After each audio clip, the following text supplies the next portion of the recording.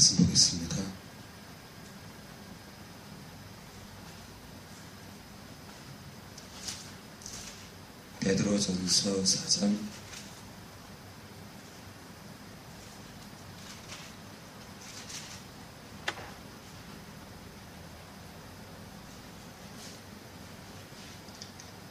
베드로전서 4장 13절이요.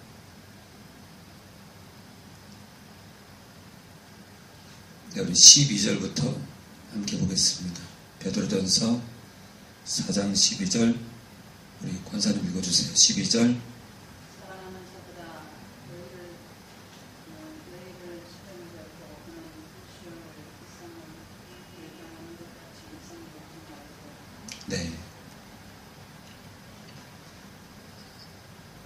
우리 13절까지 계속 읽어주세요. 오직 너희는 그리스도의 고난에 참여하는 것으로 즐거워하라.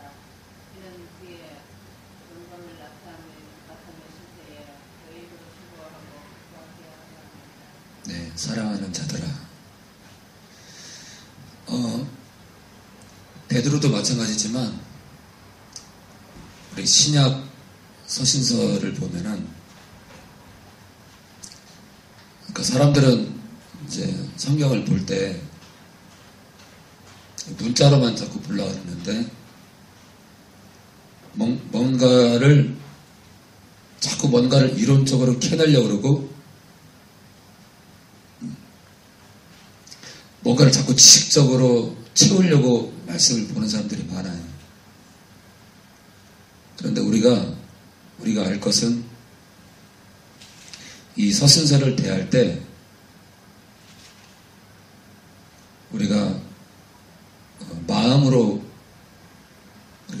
성경을 볼 수가 있어야 돼요. 예를 들어 사랑하는 자들아, 이 말 한마디에 이 사랑하는 자들아라고 부르는 이 말 한마디에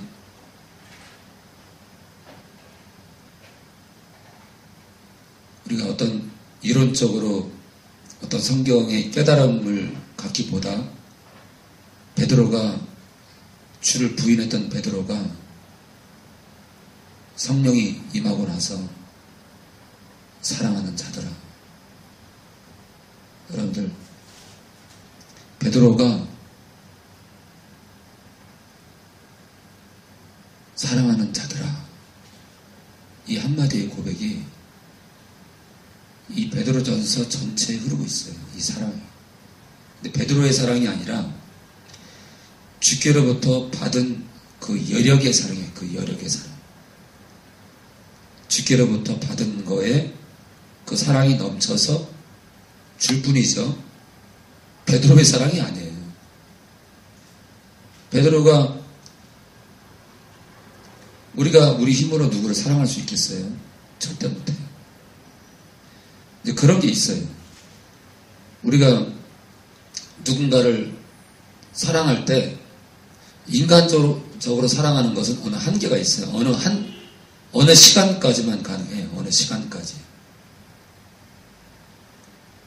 그러니까 우리가 뭐 인터넷 카페나 인터넷 블로그나 또는 어떤 기독교 단체나 어떤 조직이나 교회나 가정교회를 포함해서 또는 대학교 안에 동아리도 있죠. 동아리, 기독교 동아리.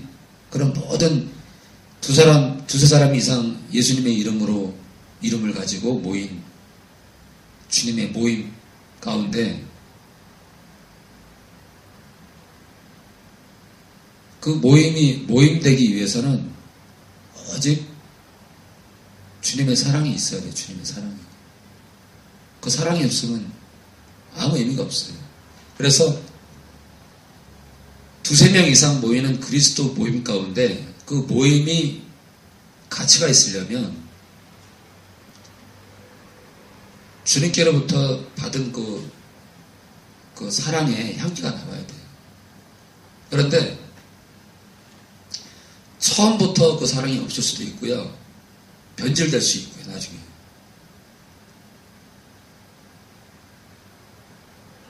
그래서 우리가 어떤 사역자나 어떤 성도를 우리가 비판하라는 게 아니라 우리가 발전적인 앞날을 위해서 우리가 각각의 생활을 특별히 이제 영적으로 교회 안에 어떤 장로님들이나 목회자들이 어떤 직분자나 성도님들을 우리가 평가할 때 비판하는 뜻이 아니라 더 나은 앞날을 위해서 우리가 어떤 평가를 할 때 무엇을 봐야 되냐면은 교회 안에 어떤 개인이나 어떤 부서든지 간에 제일 눈여겨볼 것은 끝없는 사랑이에요.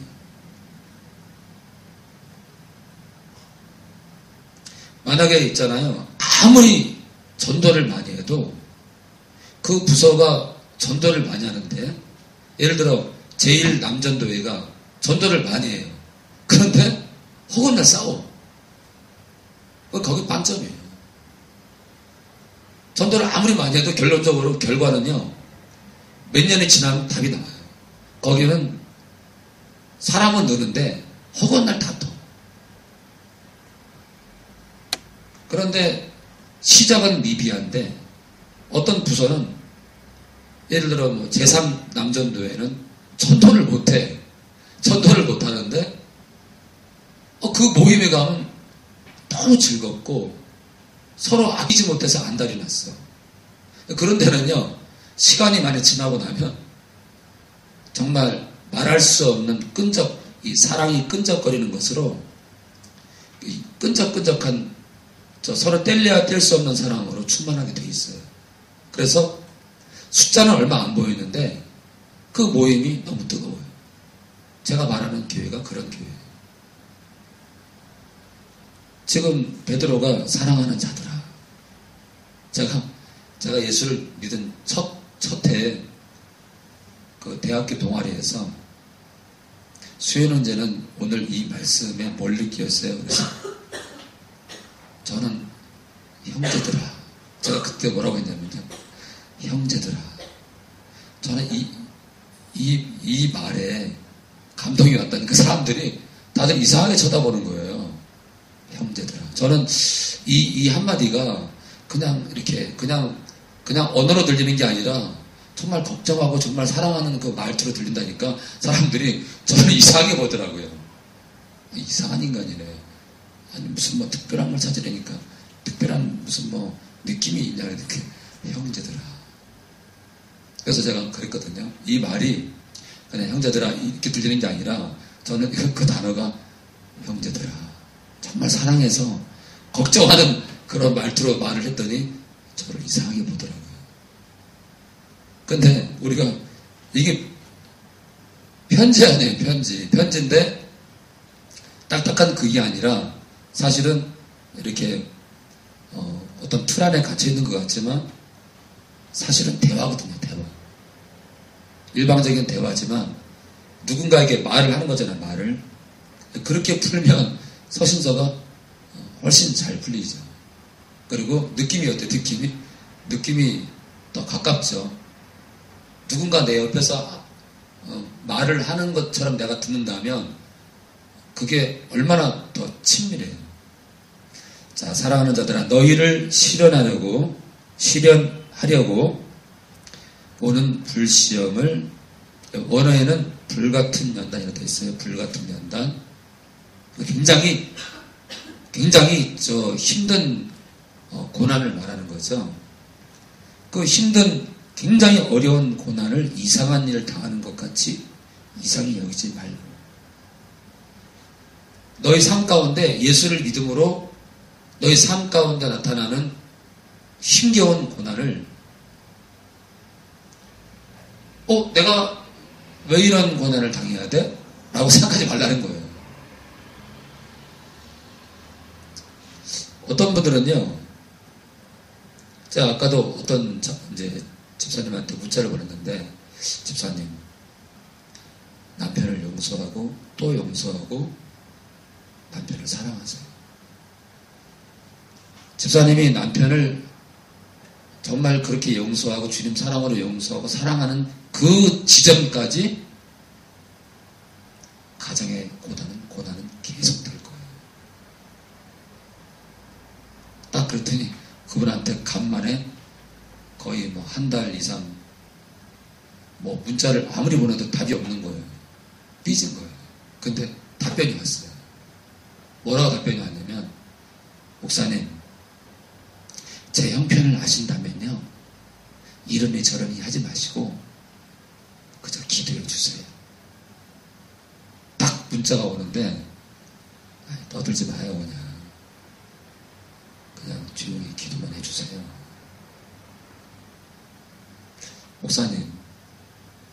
목사님은 지금 내가 당하는 걸 못 느껴서 그래요. 좀 까부지 말고 좀 가만히 계세요. 제가 얼마나 힘든 줄 알아요? 제 형편이 안 돼봤으니까 목사님 자꾸 그렇게 말씀하시는 거지. 딱 문자가 왔는데, 문자에 뭐가 드러나냐면 교만이 보여요. 교만이. 나도 알거든요. 좀 가만히 계세요.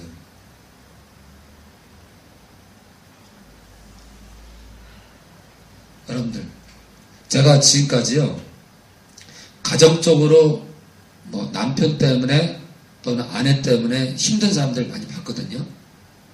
근데 문제가 해결되는 집은 어떤 집이냐? 문제가 있는 남편이 돌아오고 문제가 있는 아내가 정상으로 돌아와서 해결된 집은 없어요. 다 원인은, 해결되는 그 원인을 보면은 오히려 피해를 입었다고 하는 문제 있는 남편의 아내 또는 문제가 있는 아내의 남편이 오히려 그 사람을 위해 더 기도하고 용서하고 품을 때 그 가정이 회복이 되더라고요. 희한한 거예요. 여러분들 왜 그러냐면요, 어린애가 있잖아요. 여러분들 그걸 알아야 돼요. 아주 이렇게 막 기어다니는 애들 있죠. 기어다니는 애들한테 바닥에다가 비누, 제가 있잖아요. 저희 어머니한테 들은 얘기인데, 제가 어릴 때 바닥에 빨래 비누가 있었는데 그걸 다 갈아 먹었대요. 기어다니면서 먹을 거라고 다 딱딱한데 그거는 좀 이렇게 부드럽잖아요. 씹으면 이렇게 이빨이 있으니까 이빨로 씹으면 떨어지잖아요. 조각조각이. 그 비누를 그렇게 먹었대요. 그래가지고 병원에 달려가가지고 다 토해내게 하고. 그 바닥에다가 그 애는요, 그 애가 제가 어릴 때 바닥에다 며칠 뒤에 또 비누를 넣고 그거 먹지 말라고 해도 또 먹어요. 문제가 있는 남편, 문제가 있는 아내는요, 자기가 범하는 그 죄가 정말 그게 얼마나 위험한지 몰라요. 그러니까 어때요? 하나님께서 돌이킬 때까지 어때요? 우리는 기도하고 그를 품는 수밖에 없어요. 더군다나 배우자가 이렇게, 우리가 정말 조심할 게 뭐냐면, 이제 믿는 사람들한테 하는 얘기인데, 배우자를 선택할 때 정말 그 사람이 믿음에 정말 주님이 아니면 못 사는 사람인 걸 확인이 될 때 결혼해야 돼요. 그것을 확인도 안 해놓고 나중에 뭐라고 하냐면요, 이혼해놓고 그분은 저 믿음이 없었던 것 같다. 결혼할 때는 또 그렇게 말 안 했겠죠. 그 사람 믿는다고. 그러니까 헤어지고 나서는 그래요. 그 사람 믿음에 없었던 것 같다고. 결혼할 때는 그렇게 말하고 결혼했겠어요? 사람들한테? 그러니까 자기가 문제를 일으켜놓고요, 자기가 그 문제 안에 갇혀가지고 헤매다가 이혼을 했어요. 근데 원망을 누구한테 하냐면, 믿지 않는 것 같다라고 말하는, 애매해. 믿는 것도 아니고 믿지 않는 것도 아니야. 그 사람은 믿지 않았던 것 같아요. 그런 게 어디 있어요, 그런 게. 안 믿으면 안 믿고 믿으면 믿은 거죠. 같았대.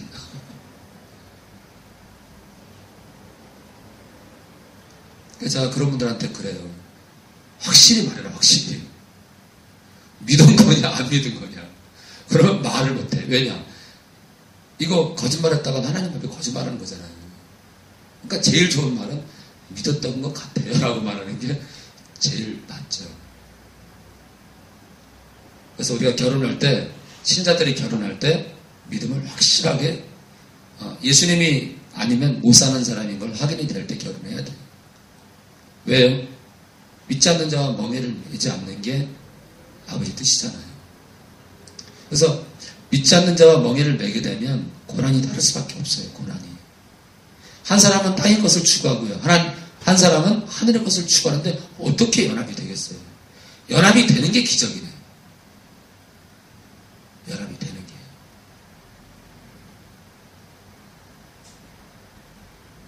그리고 있잖아요. 또 한 가지는 교회를 다니는데 한 발은 세상에 딛고 있고 한 발은 하늘에 딛고 있어. 일이 잘 되길 바란대요. 일이 안 되는 게 다행이에요. 왜요? 일이 잘 되면 주를 떠날 테니까.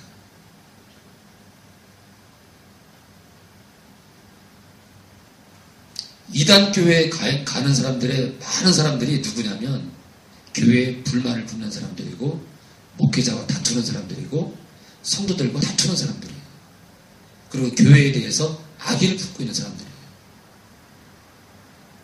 대부분이 이단에 빠져 있는 사람들 우리가 전도하면서 만나보면은 거의 대부분이 교회에 문제가 있대요. 아니, 당신에게 문제가 있죠. 그렇죠? 문제는요, 교회한테 문제가 있는 게 아니에요. 항상 모든 문제는요, 우리 각자에게 있는 거예요, 각자에게.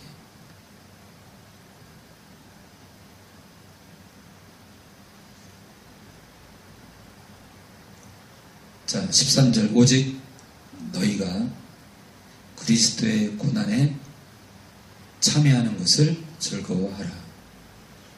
이 불시험이 그리스도의 고난이네. 주님께 속해 있는 고난이라는 거죠. 주 안에 있는 자들에게는 당연히 임하는 고난이에요. 그리스도의 고난이에요.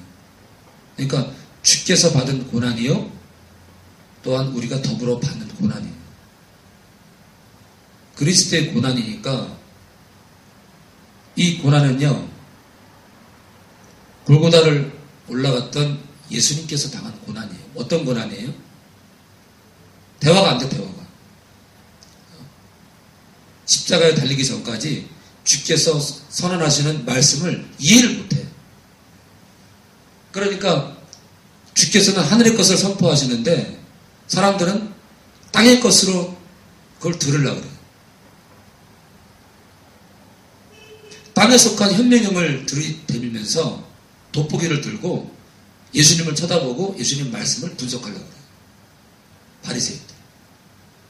그게 대화가 안 되는 거예요.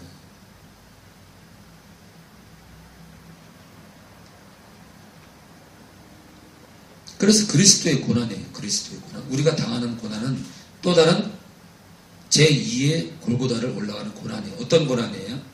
예수님을 증거하잖아요. 그러니까 우리는 이 땅에서 이 삶 가운데 우리의 삶의 현장에서 골고다를 올라가는 거예요. 제 말이 아니고 주님 말씀이 그러잖아요. 그리스도의 고난. 주님이 당하는 고난을 우리가 또 당하는 거예요. 어떤 고난이에요? 세상이 감당하지 못할 고난이에요. 세상하고 대화가 안 돼요. 김영민 씨가 기독교를 폄하했다 그러는데 저는요, 누가 그런 문자가 왔더라고요. 제가 그런 말 했어요. 한마디로 그분을 찍지 말라는 그런 문자 같아요. 제가 그런 말을 보냈어요. 문자로. 얼마나 교회가 썩었으면 주께서 김용민 씨의 입을 통해서 교회를 비판했겠냐. 우리가 그를 비판할 게 아니라 우리 자신들을 바라봐야 된다. 오늘도 제가 설교 준비하는데요. 세상에서 제일 더러운 게 나팔수야. 처음에는 그런 마음 안 들어요? 권사님, 세상에서 제일 더러운 게 권사님이죠. 왜 고기 끄덕거리잖아요. 승민이 엄마 제일 안 더러워요? 아유, 유일하게 안 끄덕거리네. 우리가 있잖아요. 우리가 십자가를 정말 만났다면, 우리가 정말 십자가를 만난 사람들은 내가 제일 더러운 거예요. 왜요? 하나님의 영이 임하잖아요. 그럼 우리의 죄를 낱낱이 드러내서요. 너 왜 사랑하지 않니? 너 왜 음란하니? 너 왜 세상에 마음을 두니? 성령께서 우리 안에서 하시는 역사가 바로 그 찌르심이에요, 찌르심. 끝날까지.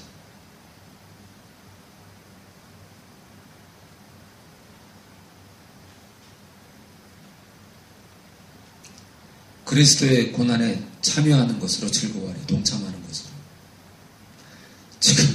지금 베드로가 뭐라 그래요? 즐거워하랍니다. 즐거워라. 네? 아니, 사랑한다고 말해놓고 그 고난당하는 거를 즐거워하래요. 역설이잖아요. 역설이요. 사랑한다고 말해놓고 고난에 들어가래요. 아니, 자식한테 내 사랑하는 환희야, 고생 좀 해봐라. 아니, 그게 말이 돼요? 말이 안 맞잖아요. 근데 즐거워하래요. 즐거워하래. 말이 안 맞죠. 그런데 즐거워할 만하죠. 즐거워할 만합니다. 이 고난을 거뜬히 이기면 우리가 믿음에서 파산하지 않고 거뜬히 이 믿음을 이기게 되면 어때요? 주께서 재림하실 때에 우리가 즐거워하고 세상이 감당하지 못할 만큼 기쁠 수 있기 때문에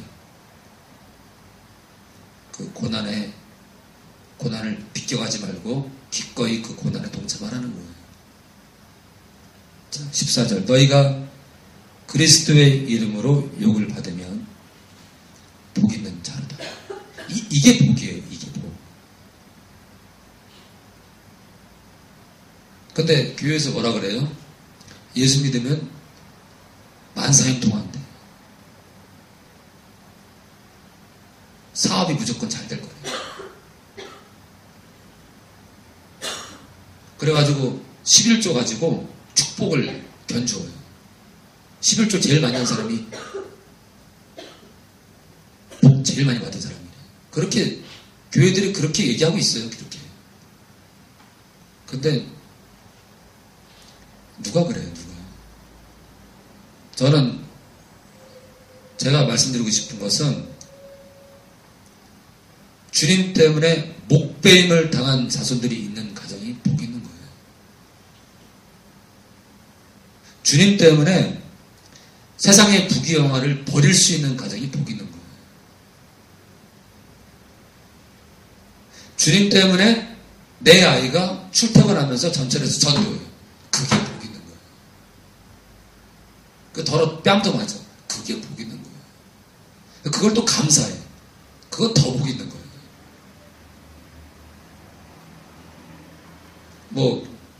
우리 아들이 목사인데 1,000억짜리 교회를 지었대. 그게 복이 아니에요. 제가 말씀드릴까요? 그건 저주예요. 저주. 1,000억짜리 교회를 짓는다는 건 저주예요. 저주.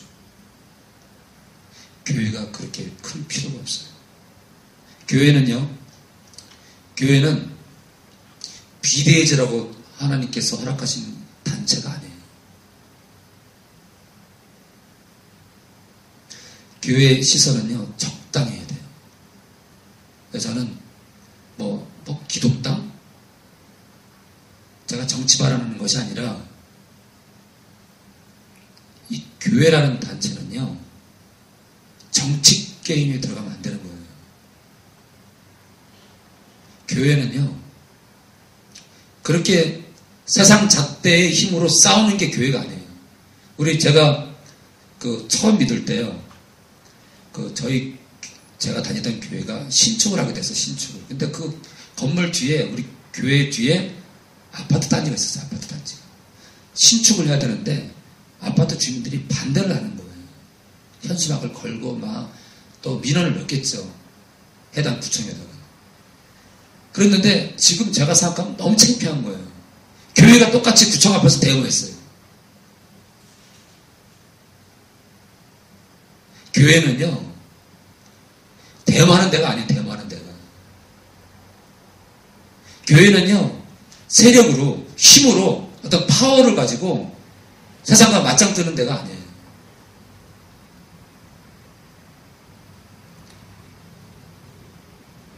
우리가 만약에 그렇게 하잖아요? 그럼 교회는 교회답지 못한 거예요. 교회가 무슨 기독당을 만들어요. 그건 파렴치한 거예요. 더러운 거고. 교회는 정치하는 곳이 아니에요. 교회는요, 정치와 이 정치와 분리되는 거예요. 정교 분리예요, 정교 분리. 교회는 정치와 분리되는 게 원칙이에요.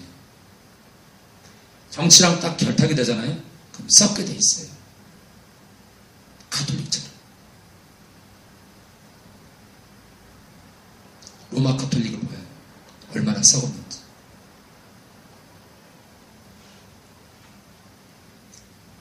예수님의 이름으로 욕을 받는 게 복이에요.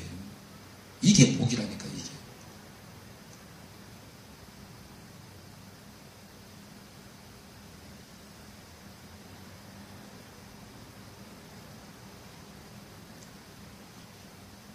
이게 복이에요, 이게.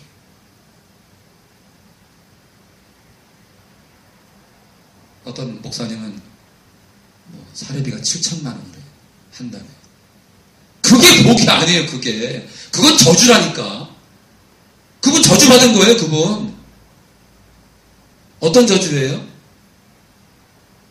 주께서 높일 거를 자기가 높아가지려고 그래요. 우리는 있잖아요, 영적인 법칙은 내가 낮아지잖아요, 주께서 높입니다. 근데 알아서 높아지려 하잖아요, 주께서 내립니다. 교회가 세상 잣대로 몇천억 교회를 짓고 있대. 그건 저주예요. 그거는요, 또 다른 바벨탑이에요. 서울에 모 교회 있잖아요. 목사님들이 가운을 입어. 저주예요, 저주. 제가 다시 말씀드리지만.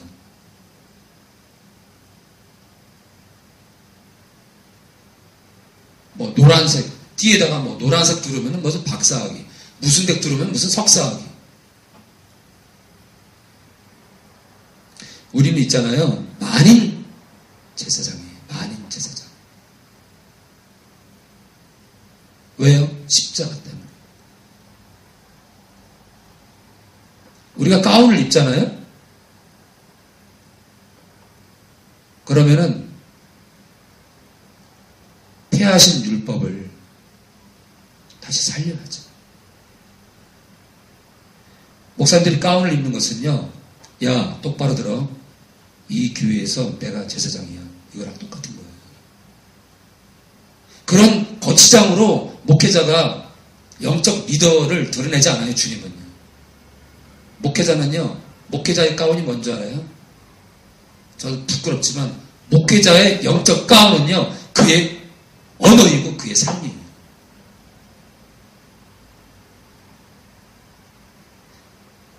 이 부분에 대해서는 저도 굉장히 부끄러워요.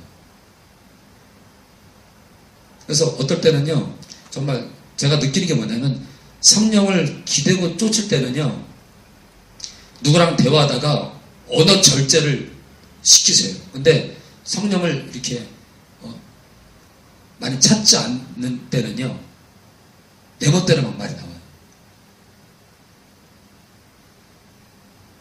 그래서 우리가 성령을 쫓고 그분을 의지해야 돼요. 성령을 쫓고. 한나도 있잖아요. 왜 하나님께서 맹세하지 말라는 줄 알아요, 여러분들? 이게 굉장히 무서운 말이에요. 맹세라는 게 뭐예요? 언어 가지고 장난하는 거예요. 하나님의 뜻대로 우리가 말하는 게 아니라 맹세가 뭐예요? 내 뜻대로 있잖아요. 내 뜻대로 어떤 거를 결정을 지어버려요.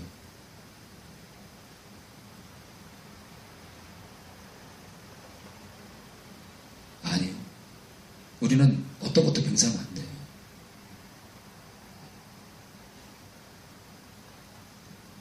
그 어떤 모임에 가니까 맹세하래요. 저 깜짝 놀랐어요. 그것도 목회자가.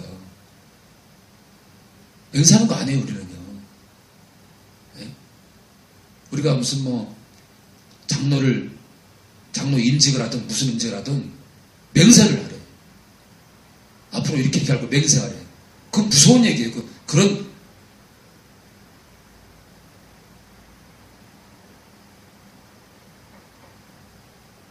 그래서 우리가 특별히 이제 그리스도 안에서 특별히 이제 이 목회자들은 말을 조심해야 됩니다. 저도 이제 조심한다고 하면서도 실수할 때가 많아요. 근데 정말 조심해야 돼요. 특별히 맹세하라는 말 정말 하면 안 돼요. 그건 저주예요, 저주. 하늘로도 하면 안 되고요. 땅으로도 하면 안 돼요. 하찮아 보이잖아요. 우리 눈에는.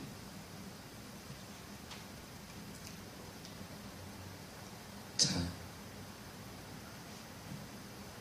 아무쪼록 정말 우리가 우리 자손들에게 복이 뭐냐? 우리에게 복이 뭐냐? 나나 우리 자손들이나 예수님의 이름 때문에 핍박받는 게 복이에요. 복. 그러니까 저는 우리 애들이 돈 잘 버는 거, 출세하는 거 천만의 말씀입니다.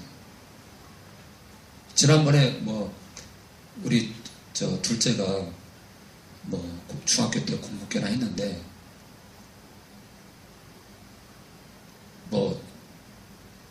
수학 성적이 전교 120등이래요. 저 감사했어요. 잘됐다. 꼬꾸라져 봐야 겸손하거든요. 아무쪼록 우리 모두가 이 예수님의 이름 때문에 이 핍박받는 게 이게 복이에요.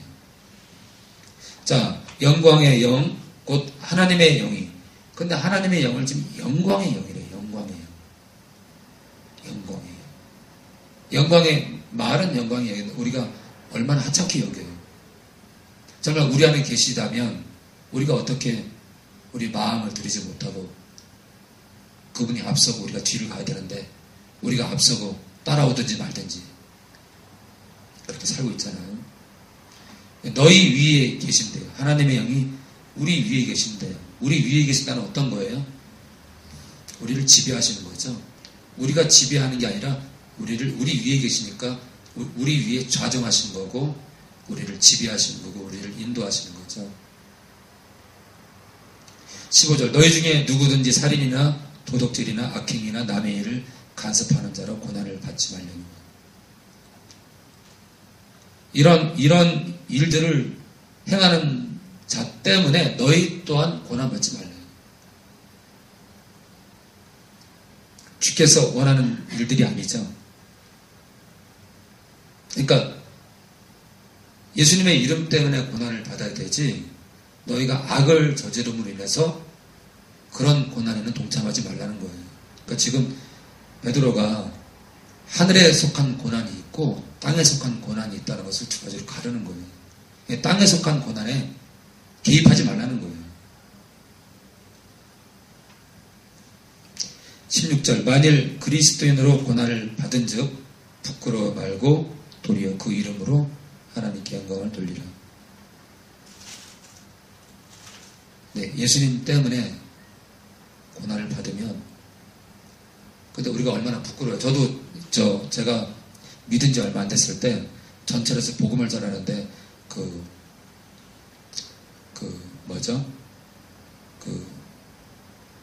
도시철도 공사인가요?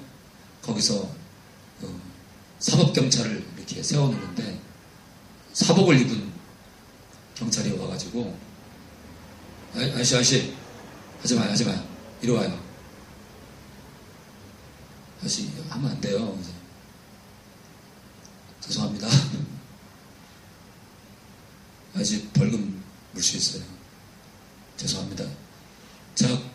제가 그 칸에서 나와가지고요. 제가 지금도 그게요. 너무 창피한 거예요. 그게 너무 창피한 거예요. 지금도 그 전도 현장이 지금도 제 뇌에 남아있어요. 제가 부끄러워했다는 거예요. 제가 사람들과 그 사람 앞에서 굉장히 부끄럽게 생각했습니다. 아, 창피해. 왜? 만인 앞에서 면박을 주니까요.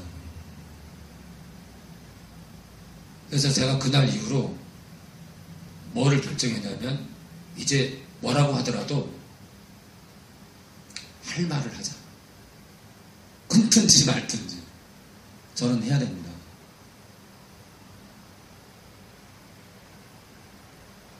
만약에 지옥이 있다면 안 하겠습니까? 제가 언제부턴가 그 말 합니다. 뭐 딱지 때려가고 뭐 가면서 조금 인격적으로 또 그 사람이 기독교인 경우는 훈방조치 하거든요. 이렇게 따라오라 그러면서 가면서 따돌거려요. 이제 안 하도록. 근데 제가 그래요. 지옥 있으면 안 하겠습니까? 그러면 이 사람이 기독교인인 경우에 좀 뜨끔할 거예요. 그래서 우리가 부끄러워하지 않길 바래요. 부끄러워하지 않길. 그리고 또 제가 최근에도 이렇게 끌려갈 때 이렇게 분을 좀 낸 적이 있어요. 분. 그것도요. 너무 힘든 거 있죠. 그날 너무 힘든 거예요. 내가 분을 냈다는 게. 조금 씩씩거렸거든요. 제가 좀 억누르면서도 억누르고 또 억누르면서도 벌금딱지 쓰는 데 가서 그분이 종교 연설이라고 쓰길래 제가 그거 거기까지 좋았어. 근데 제 마음 상태가 어떤 울분? 어떤 창피한 것보다요. 내가 왜 이런 꼴을 당해야 돼? 뭐 이런 억가심정이 있더라고요. 너무 부끄러웠어요, 그날도. 너무 부끄러운 거예요. 그래서 근데 사람이다 보면 그럴 수 있는데, 왜냐하면 자주 그러면 이제 이런 것들이 반복되면서 빨리 이런 것들을 이제 그 똑같은 상황이 될 때 집착성을 가질 텐데, 그렇게 끌려가면 또 처음이거든요. 현장에서 이렇게 훈방 조치되고 또 따끔한 소리는 듣긴 했지만 꼭 죄인 취급하듯이 끌려가면 처음이거든요. 자, 17절 하나님 집에서 심판을 시작할 때가 되었나니 만일 우리에게 먼저 하면 하나님의 복음을 순종치 않은 자들의 그 마지막이 어떠하며. 제가 베드로전서 이거 말씀 준비하면서요. 베드로전서가 왜 이렇게 힘들어요? 지금 17절, 18절 이 말씀도요. 너무 힘들어.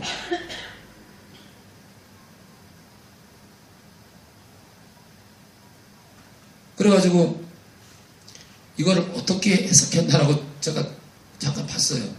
아니야, 그거 아니야.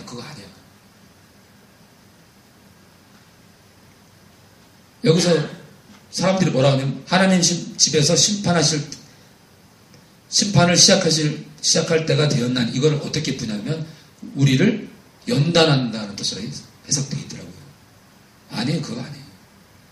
하나님은요. 제가 그래서 원어를 찾아보니까 이 심판이 정확히 심판으로 되어 있어요. 우리의 마음을 연단하는데 무슨 심판이에요?